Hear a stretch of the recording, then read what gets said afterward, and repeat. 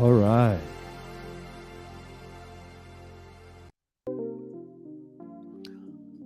All right. And good day, everyone. And welcome to today's session where we gather together around one workbook lesson out of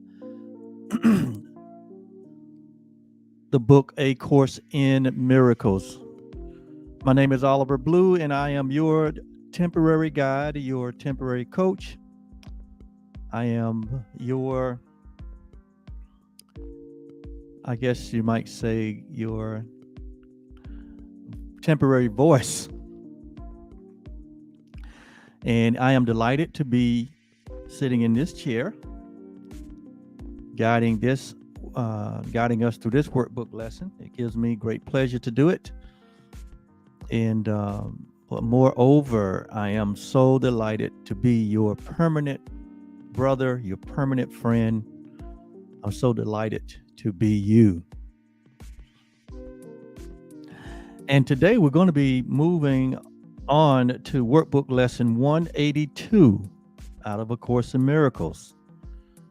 Let workbook lesson 182. And each one of these lessons carries with it an idea for today or a thought for the day. And these thoughts are said to be thoughts that are consistent with the thoughts of God. And so today we're going to be looking at this idea, and it says, I will be still an instant and go home.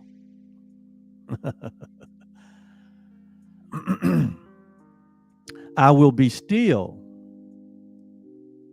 an instant and go home. And when I read that, there's a scripture that came to mind, and it says, it goes something like this. It says, be still and know that I am God. It's kind of similar thought here to the idea that we're going to be looking into today. And it says, I will be still an instant and go home. Be still and know that I am God. So what's common in both of those ideas or thoughts is the idea of stillness. And the idea of stillness is used many times in the Course in Miracles, which is an indication or indicator that is something that is not common in our culture. What is more common in our culture and what is more common in the world is that which is opposite of stillness. That is movement. This world we live in, you guys know, it is fast-paced.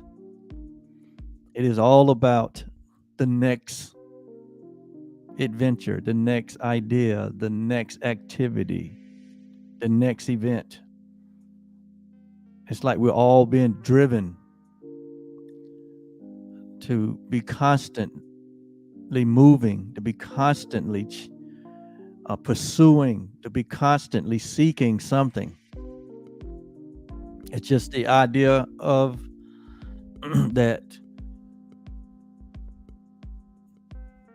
there's something that we don't have. That comes from the idea or the thought that there's something missing in our life. There's something broken or missing. And so we always appear to be on this search for something else, as though we can't be content with where we are or what we have or what we know. And so that is a strategy of and that is the lifestyle that the thought system of the ego would have all of us to follow, where we're always on this frantic pace, this frantic movement as though there is no contentment or fulfillment in this present moment. So there's always chasing it, running from the past and chasing something in the future, leaving the present moment very void. And so here the idea that we be still. Jesus is suggesting that what it is in stillness that we will find the peace, the serenity, the reality, the joy, the happiness that we are. And so it says, be still an instant. An instant has to do with in time it has to do with right now. Be still in this very moment and go home. And so let's look and see what it talks about here when it talks about stillness and going home.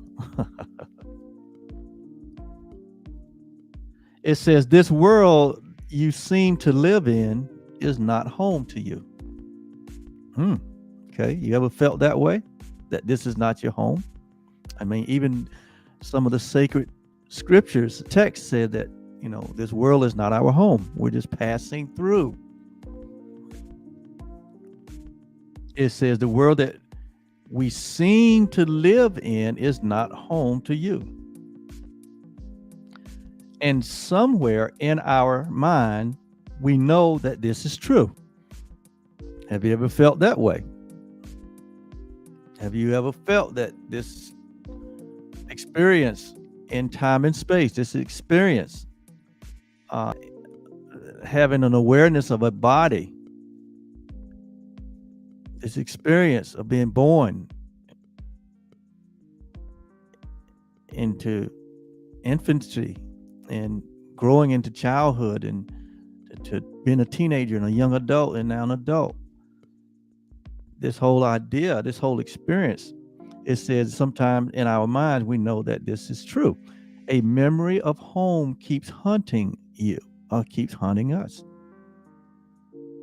Like we don't feel comfortable here. It's like everybody is comfortable here except for humanity. The animal kingdom, they appear to be very comfortable in their environment. Very comfortable, and they adapt to their environment. It's not a big deal. However, humanity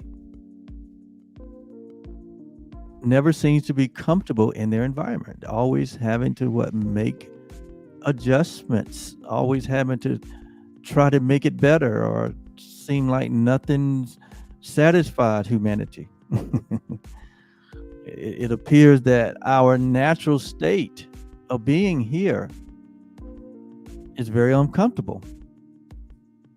It's almost like there's one thing after another, and there's never this sense of relaxation, and it's never this sense of satisfaction of fulfillment. But there's always something pulling at us, always something demanding of us. We're always having to fix something. And so it's not like, it's not like the fish. If you go and to look in the ocean, or if you go and look in any body of water where there's, water animals, they seem just very, very peaceful and natural and okay in their habitat. Even the animals that live in the different natural areas, they seem, even though the area may be rugged, but they seem very contented with that. However, humanity, there's a discomfort that nags at us all the time. It says a memory of home keeps haunting you, as if there was a place that called you to return, as though we're aliens here. We're strangers here. It says, although you do not recognize the voice, nor what it is the voice reminds you of, but there is this nagging, this pull, seeming pull that remains with us as a species. Yet, still, we feel an alien here. We feel like an alien here in this world from somewhere all unknown. We feel like an alien, but we don't quite remember where home is or what home is like. But we know that this is alien or foreign to what our natural state of being is. We sense that, all of us do. It says nothing so definite that we could say with certainty that we are in exile here. We couldn't say for definite, but there's a sense that we're in exile. We're away from home. We're away from reality. We are away from our natural state of being in these bodies. We never feel comfortable, completely comfortable in these bodies.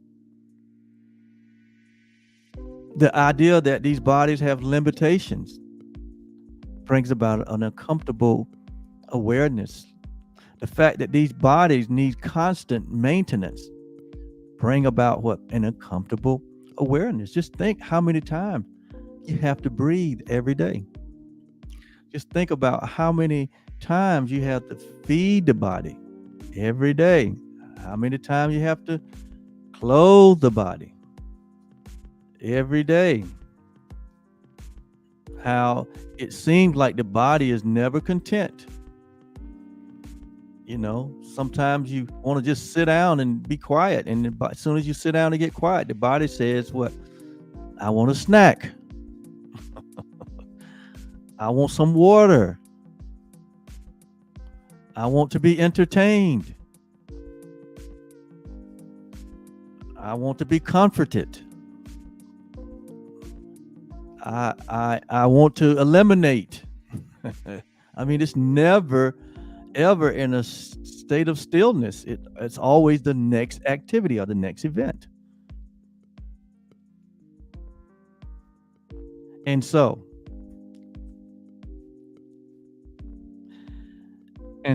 nothing is so definite that we could say with certainty that we are in exile here.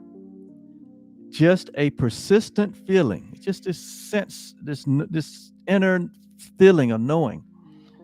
Sometimes not more than just a tiny throb or just a twinge. At other times, hardly we remember. And even sometimes we actively dismiss the thought or the feeling, but surely it will return to mind again. And it almost like, we always end up in this sense of, being tired. Why? Because the mind is constantly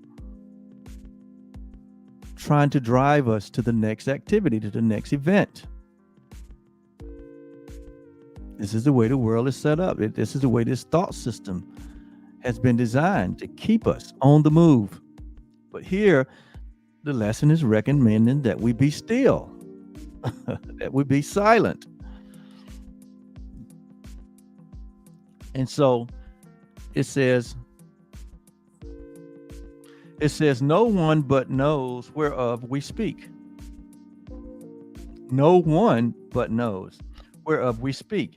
Yet some try to put by their suffering in games they play to occupy their time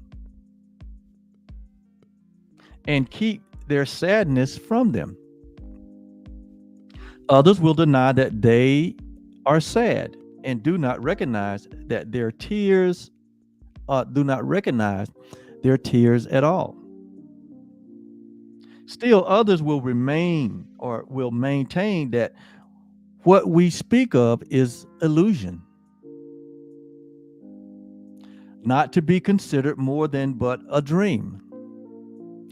And the Course talks about this world being a world of illusion, or world of what perception, or being what a world um, that is based on a belief in separation. It says not to be considered more than but a dream. Yet who, in simple honesty, in other words, if we would be honest with ourselves, it says without defending or without being defensive. It says, and without being self-deceived. It says, who would deny that he understands the words that we speak? In other words, what I just shared with you about this sense of being in exile, this sense of not being comfortable, this sense of humanity not seeming to be content in its environment. I mean, all other creatures, all other elements of life seem very comfortable and normal in their habitats, whereas humanity, we have to create our own habitat. We have to create our own comfort, our own homes. We have to create a place to live, and we have to use our intelligent faculties to create a landscape for us to live in. We have to build homes and cities and townships, and we have to create our place where all other animals seem like it is natural, and then they just are natural. Like, it's natural for a fish to be in the water, and the fish don't have to do anything. The fish don't have to build, imagine, think, design. No, they just live there. Same way if you go in any other area of life in nature, animals seem to be very natural in their nature. Their food's already there, the provisions already there. Whereas with humanity, we have to be constantly making adjustments, constantly providing a landscape, rearranging the landscape, building, a place of protection, and it's on and on and on. As though we're these foreign visitors in a foreign land. And so it says here that if we would be completely honest about it, it says all of us would understand what I'm saying here, because we've all felt this, and we all still feel this. So we speak today for everyone who walks this world, for he is not at home. Okay. The Course is emphatically saying that this is not our home. It said he goes uncertainly, that we go about uncertainly on an endless search. Remember, I say, if you've lived long enough, it's almost like it's always about what is happening now and on to the next activity or the next event. We're pushed by time. We're pushed by our clock. We're pushed by achievement. It says he goes uncertainly about in endless search, seeking in darkness what he cannot find.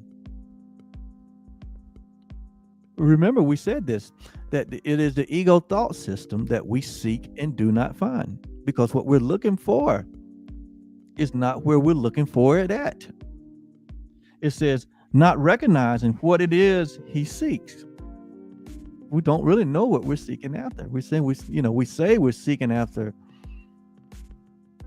a peace or fulfillment or contentment. It says 1,000 homes we make.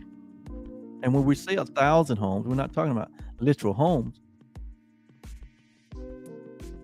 But through all the activities and all the events of life, it's almost like we're trying to find that place of peace in a career, in a job, in a family, in relationships, in communities, in countries, in continents. It's always like every day there's this seeking and searching, this trying to create something that brings us comfortability. This is kind of how this life is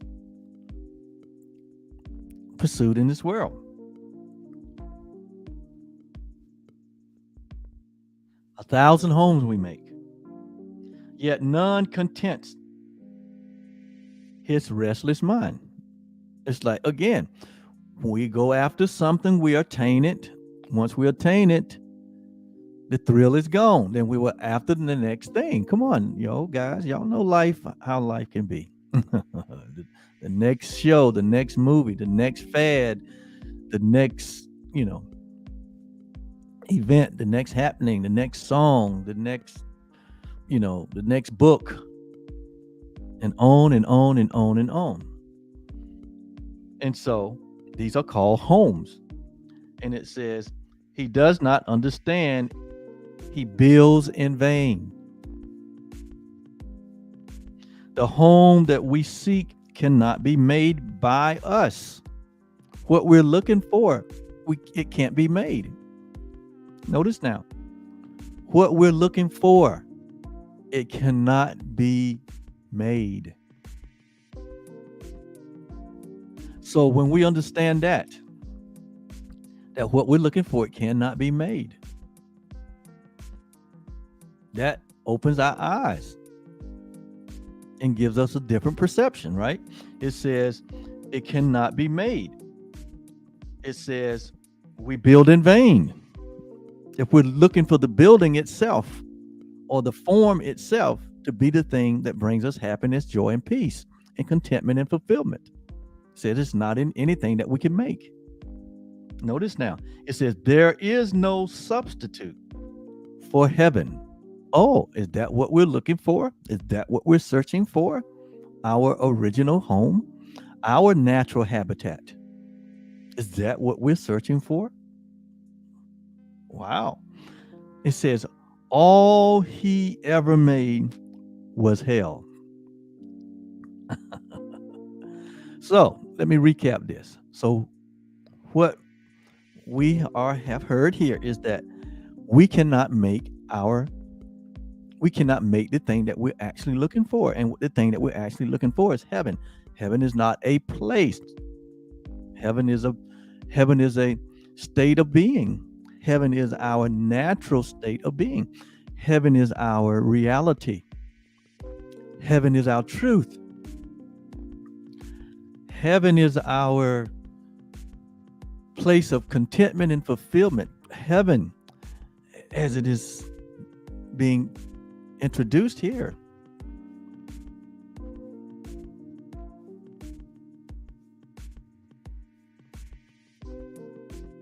is our place of quietness and stillness. It's a place of quietness and stillness. It's a place of our completion. And again, not a physical place, but a state of being where we just naturally are happy and whole and complete and content and fulfilled without any activity, without trying to add anything, without trying to entertain, without the need to entertain, the need to feed, the need to be a busybody. Because within this body, you have to be a busybody. It demands that you be a busybody. It says there is no substitute for our reality.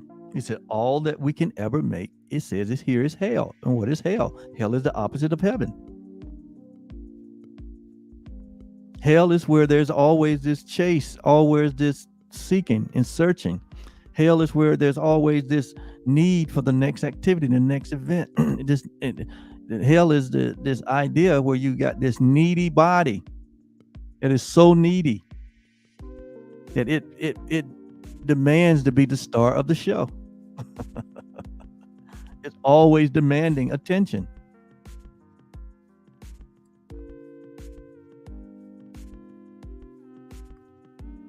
Wow. How about this? You don't hear people talk about it this way. I love it. That's why I love the course. The course talks about it in a way that makes you think. It makes you reconsider. It says, perhaps we think it is our childhood home that we would find again. In other words,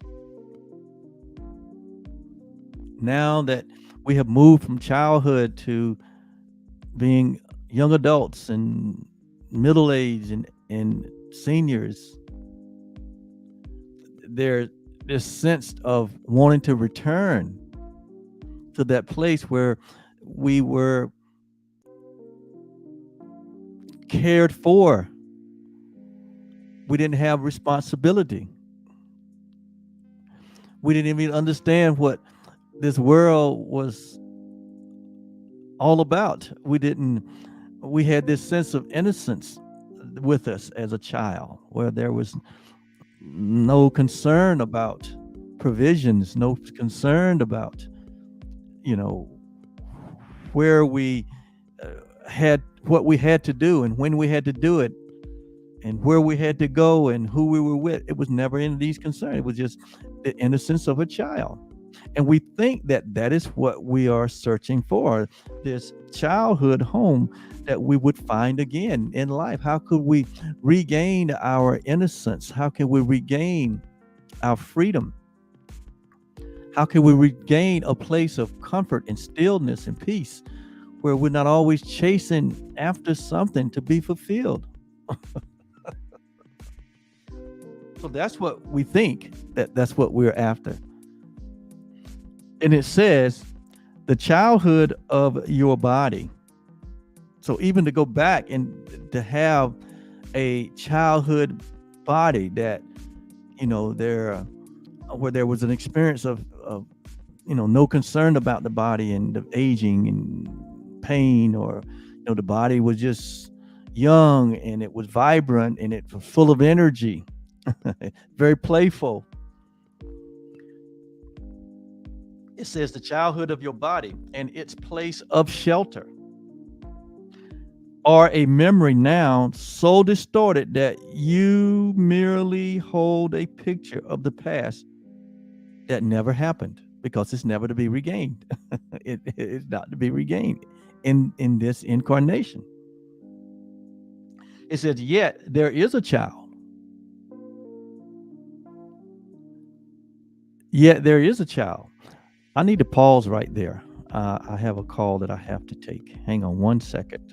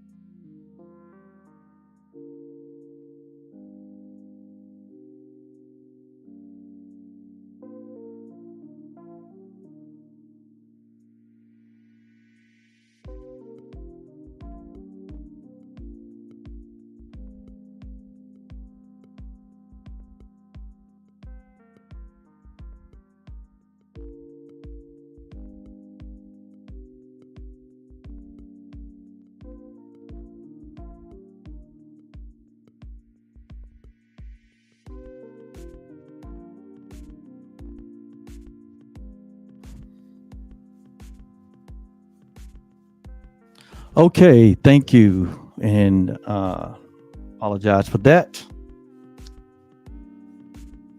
So there is no substitute for our.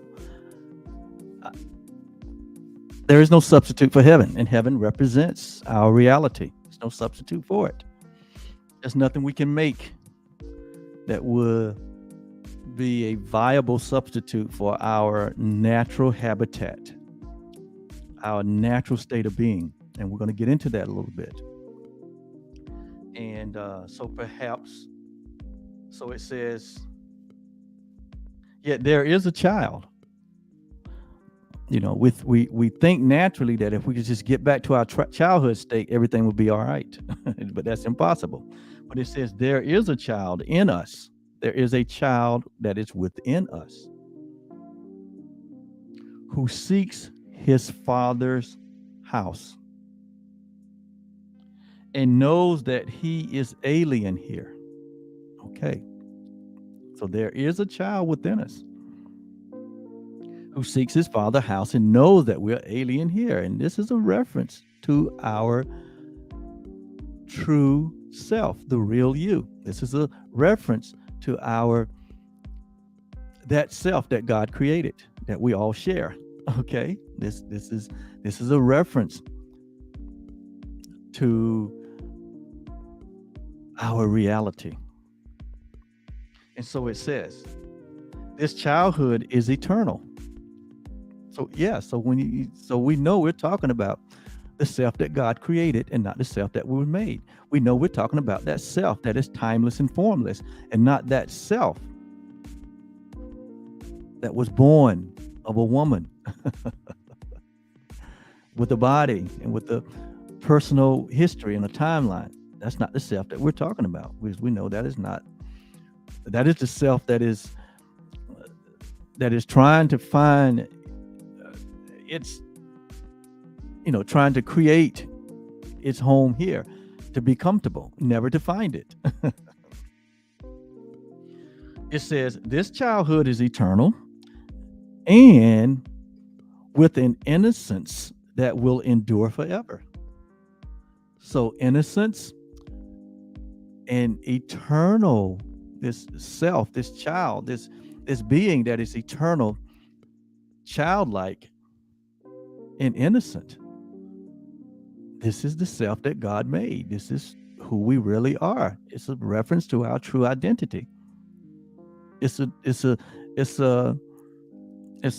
confirmation that there is a place, there is a home, there is a reality. And that place and that home and that reality is not something in the future, but that is something that is present with us right now. So we're not talking about the idea of heaven being off somewhere, up somewhere like we've been taught. That idea of heaven being, something separate from us. No, what we're talking about is an awareness that there is a natural state of being, of innocence and eternity and truth and birthless and deathless and timeless and formless that is always present. And so it says,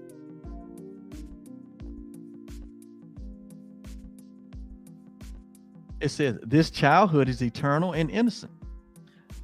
Where this child shall go is holy ground.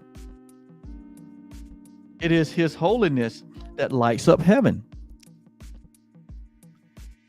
that brings to earth the pure reflection of the light above, wherein on earth and heaven joined as one. So here, there is a state of being. There is a reality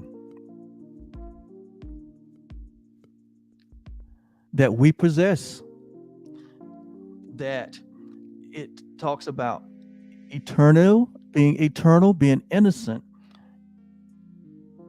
and it talks about being holy.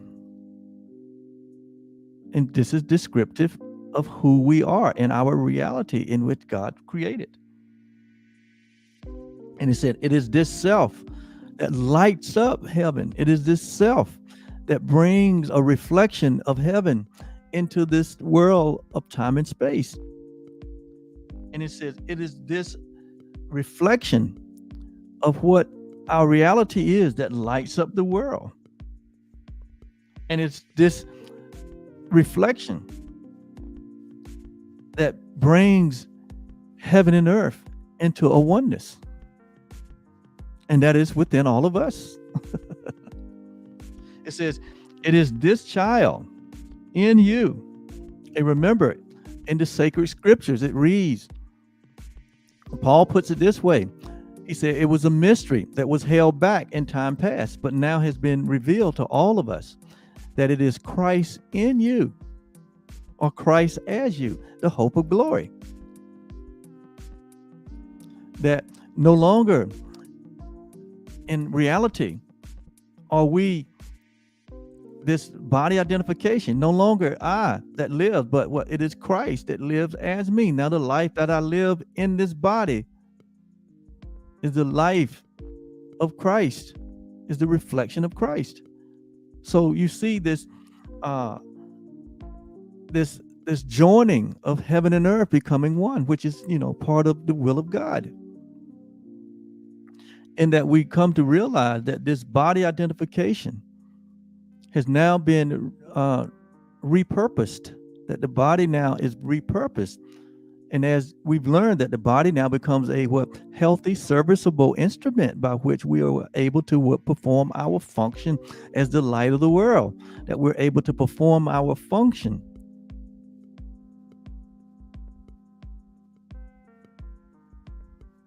as being the savior of the world. And so now the emphasis has been taken away from the body to this Christ child that is within us, to this Christ, this eternal being that we are here, not right here and right now in this moment, and not in the future. And so it says, this child is holy. Our reality is our holiness, meaning we're complete and whole. It says, it is this child in you your Father knows as his own son. It is what God created. So here it's referred to as a child. If you would go back now and think about the sacred scriptures that says, when Jesus said, unless you become as a little child, you cannot enter into the kingdom of heaven or the kingdom of God. What was he saying there? This was an allegory.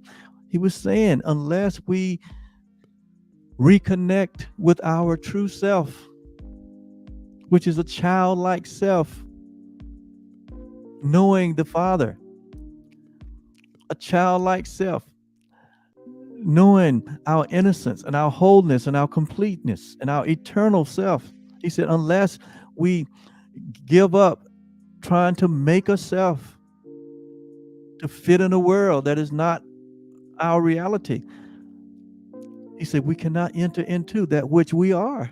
We will not experience in this incarnation what we are. We will be constantly chasing after something that doesn't exist, trying to be comfortable in a world that is not our home. And so he says, it is this child in you your Father knows as his own son. It is this child who knows his Father.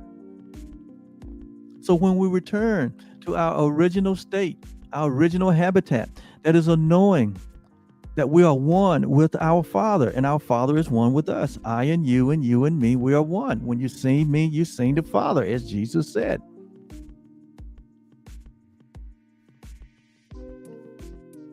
Everyone knows, even in the natural, there is a knowing of the Father and a knowing of the child. That's why children have such a hard time when they don't know their father, the natural originator. It's something psychologically that happens because it's important, ideally not their source. So we know, many of us know people that have never known their father physically, and it's a psychological pain to not know. And so here in these bodies, when we have no awareness of our creator, there is a mental and a psychological sense of separation. And that's why we never feel comfortable here. But when the awareness comes that this child that has always been what God created, when it is reconciled with the Father and knows the Father, it says the knowing of the Father and the knowing of the child, that is the ultimate. And that's what the searching and seeking is really about. We think it's to possess or to acquire things or to try to make life more easy or comfortable. That's not really what you're looking for. Even, let me keep going. It says, it is this child who knows his father. He desires to go home so deeply. Notice now, this is what yearns within us, so unceasingly, that his voice cries unto you to let him rest a while. He does not ask for more than just a few instances of reprieve. Can I have a moment of peace, a moment of silence? Can I have a moment of feeling comfortable with myself? That's what he's saying here. He said, just an interval in which he can return to breathe again the holy air that fills his Father's house. You are his home as well. He will return, but give him just a little time to be himself. Without the peace that is his home, within the peace that is his home, resting in silence and in peace and in love. So what this is saying here is that, yes, there is an awareness of a body identity that we all have. I mean, it's quite obvious. But when we gain the revelation of our true self, that we remain as God created us, as a timeless and formless being, and that this body is not, we're not in the body, but the mind is aware of a body. The mind is not in the body, but the body is within the mind. The body is a projection of our minds. I know we get this idea that this is a body and then we live inside of the body, our true self. That is a misnomer. That is not a right picture. That will cause you to really flip out. But when you embrace the reality that the body that we appear to be in, it is a projection of the mind. It's the opposite way around. The mind is aware of a body. The body is not aware of a mind. The body has no mind. The body is the most neutral thing in time and space. Body is only designed to take instructions from a decision that we make with the mind. And that's why we're working on the mind, because it's the mind that makes the decision. The body just follows the orders.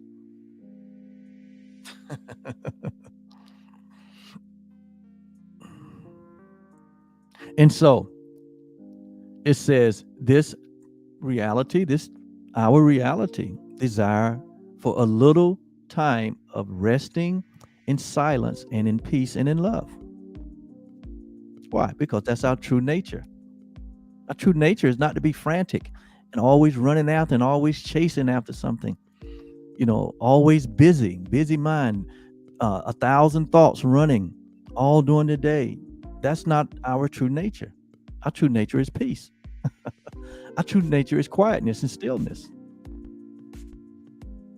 Our true nature is happiness and joy.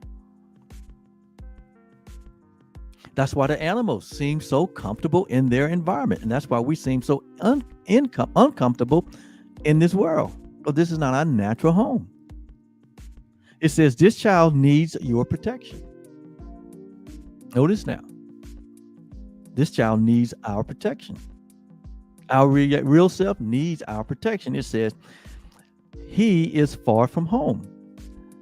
He is so little that he seems so easily shut out.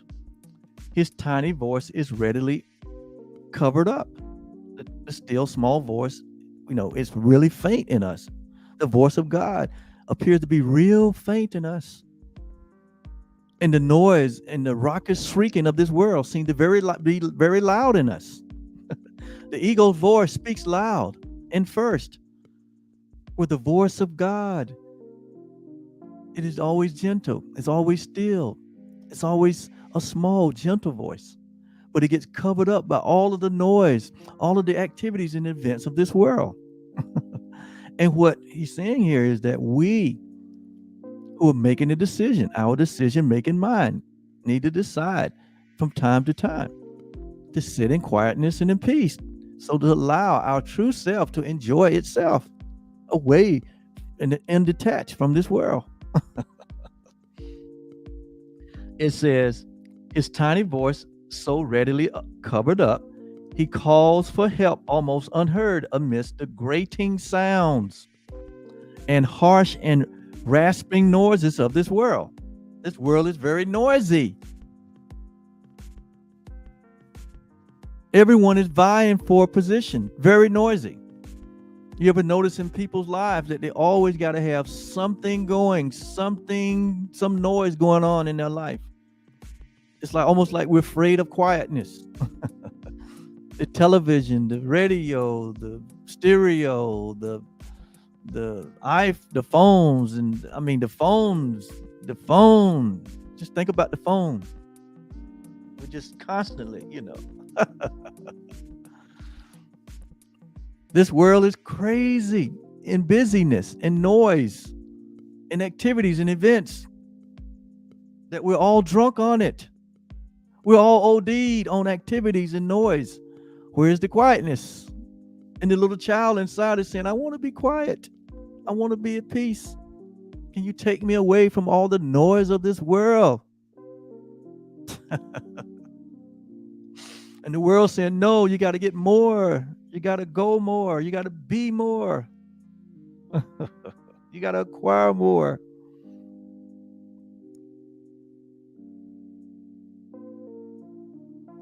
And it says that this little child, your true self, calls for what?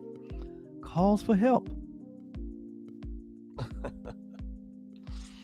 Yet does he knows that in you still abide his sure protection.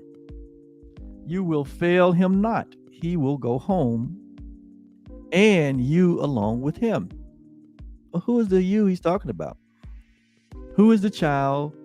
Who is the who that will protect them and go along? He's talking about that separated self that has been running in this frantic pace, this seeming separated part of our mind that's been running according to the world. He's saying, no, that is you. That when this separated mind part brain is reunited with its true self, that is the separated self that now reunites with its true self. And will start making decisions for moments of peace, moments of quiet, moments of serenity.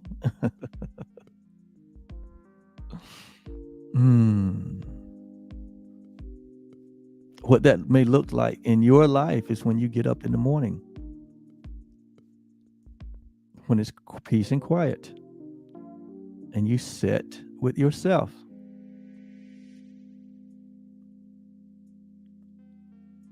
It could look like that. Or at the end of the day, when you steal away from all the noise and busyness, and you sit quietly with yourself. Or it could be in the middle of the day, when you pull away from the raucous shrieking of this world, from all the hustle and bustle, and you sit quietly with yourself. Or it could look this way, in the midst of all the comings and goings, right in the middle of whatever activity you're participating in, at work or at home or play at school or whatever. you turn your focus within just for a moment, just for an instant, and remind yourself of who you are. Could look any of those kind of ways. Or while you're washing the dishes, or while you ironing your clothes, or the presence of God is always there. The presence of your reality is always there. And you can always decide to turn within. And so it says, this child is your defenselessness. It is your strength. It is Christ in you, the hope of glory. It is Christ as you, the hope of glory. It says, he trusts in you. He came because he knew you would not fail. He whispers of his home uncertainly to you, for he would bring you back with him, and he himself might stay and not return again, where he does not belong, and where he lives an outcast in a world of alien thoughts. His patience has no limits.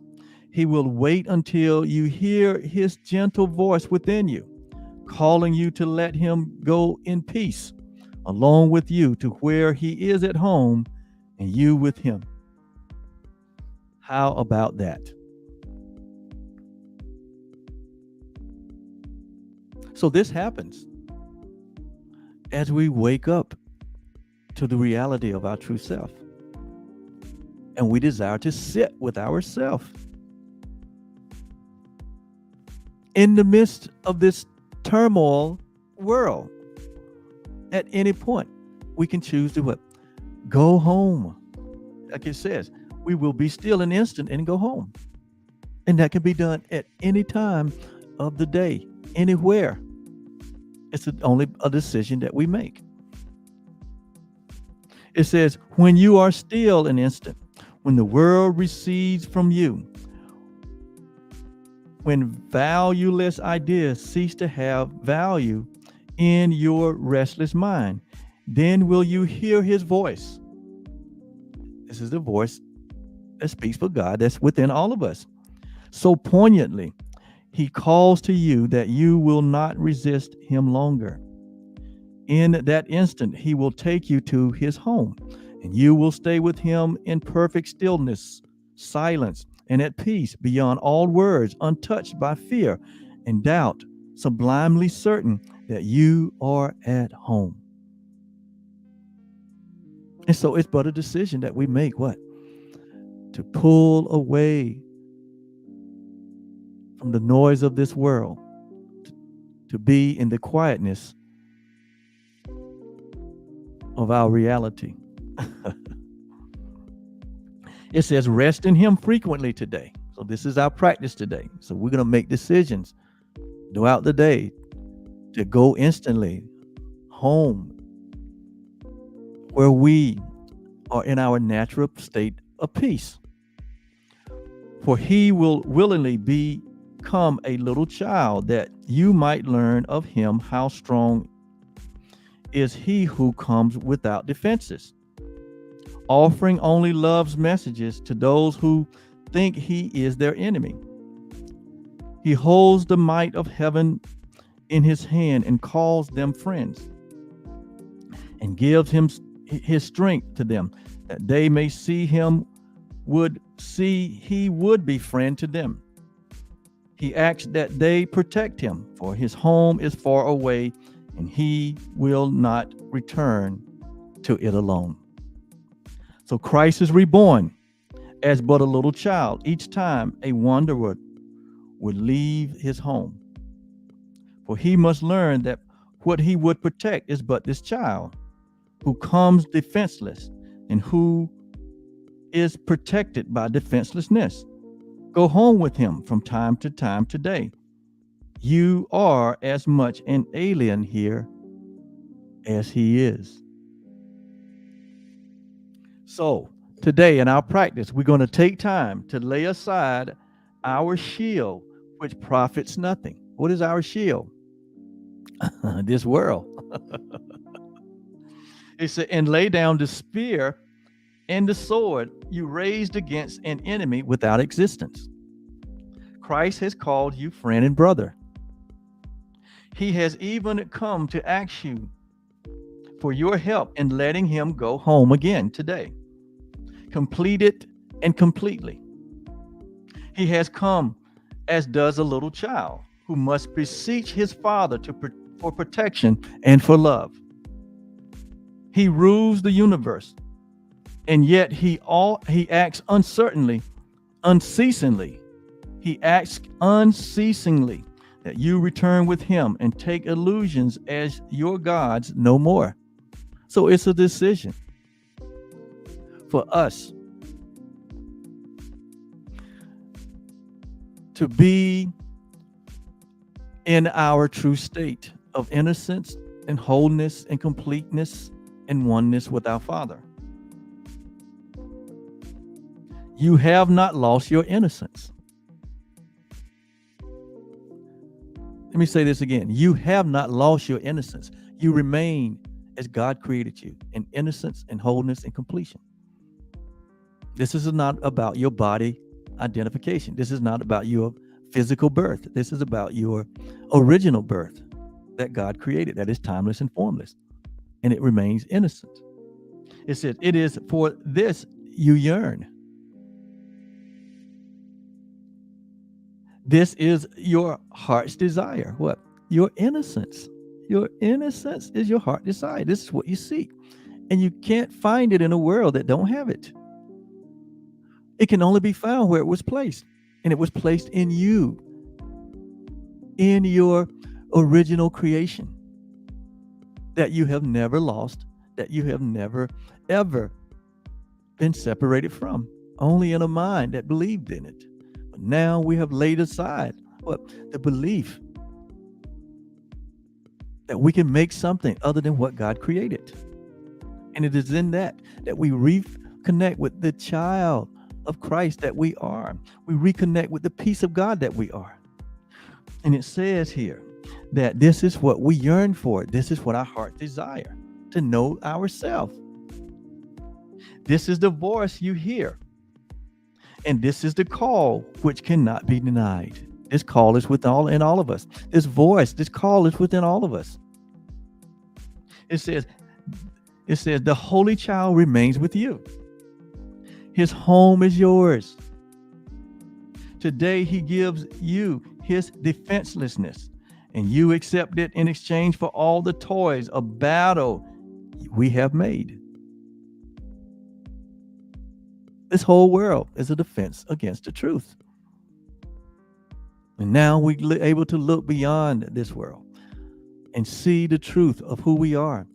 And now we're able to reinterpret the world for what it really is and give it usefulness. It's a place where we wake up all the babies. It's like a nursery where all the babies come to wake up to their true reality. And now the way is open and the journey has an end in sight at last. Be still an instant and go home with him and be at peace for just a little while. But we come back into the nursery, and we are nursery workers to help our Father to wake up all the babies. And that's what our purpose become. That we become saviors of the world, lights of the world, in innocence and in truth. We demonstrate the innocent that we are, and we remind everyone that they remain in their innocence. And we encourage everyone to lay down their weapons, that it was all a dream, that there is no enemy, that we're all one. So today, in your practice, go home as many times as you desire. And you can do it in an instant by turning within and reminding yourself of the truth of who you are. Let's do that as often as possible today. Thank you so much. That's Workbook Lesson 182. I'll be still a while and go home. All right. Home is where the heart is. This is what we truly desire. and go there as many times today as you desire. Have a great day. Bye-bye.